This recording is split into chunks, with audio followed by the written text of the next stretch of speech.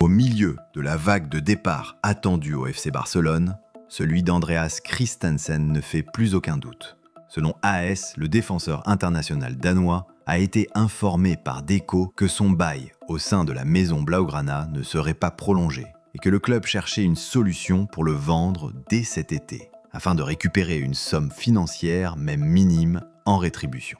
Souvent blessé, Christensen n'entre plus dans les plans de la direction. En effet, l'effectif compte actuellement 5 défenseurs centraux pour 2 postes, ce qui l'oblige à alléger sa charge, notamment compte tenu des problèmes inhérents au fair play. Les 2 titulaires ont été Pau Cubarsí et Íñigo Martínez qui ont tous 2 renouvelé leur contrat, tandis que Ronald Araújo et Eric Garcia ont joué un rôle plus secondaire, même si la polyvalence de ce dernier a été un véritable soulagement pour Flick dans cette dernière ligne droite de la saison. Maintenant, pourquoi ça traîne pour Ansu Fati à l'AS Monaco?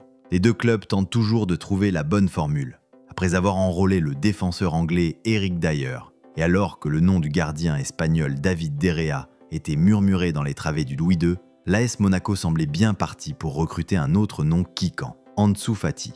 À 22 ans, l'attaquant du FC Barcelone est clairement en perte de vitesse. Convaincu par le projet assémiste, Fati était censé débarquer sous la forme d'un prêt assorti d'une option d'achat de 30 millions d'euros.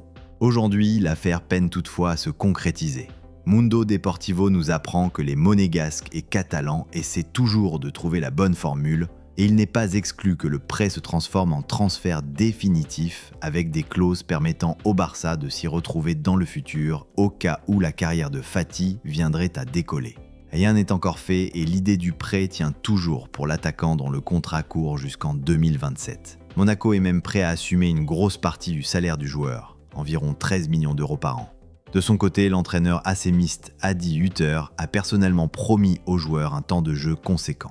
Autre actu, recruté comme étant la future pépite de l'attaque catalane et le rival d'Hendrick, arrivé en même temps à Madrid, Vitor Roque n'a jamais confirmé les espoirs placés en lui et a finalement fait son retour cet hiver au Brésil du côté de Palmeiras après un prêt au Betis mi-figue mi-raisin.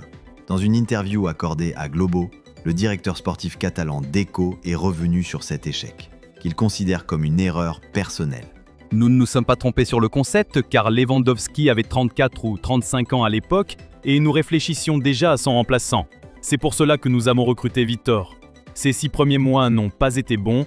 Je pense aussi que le staff technique et le club ont manqué d'attention pour identifier ses problèmes, l'aider à s'adapter et même le soutenir mentalement. A ainsi déclaré Deco, il a cependant tenu à lui souhaiter de devenir le plus grand joueur qu'il puisse être après son départ à Palmeiras, qui disputera la Coupe du Monde des clubs à partir de samedi.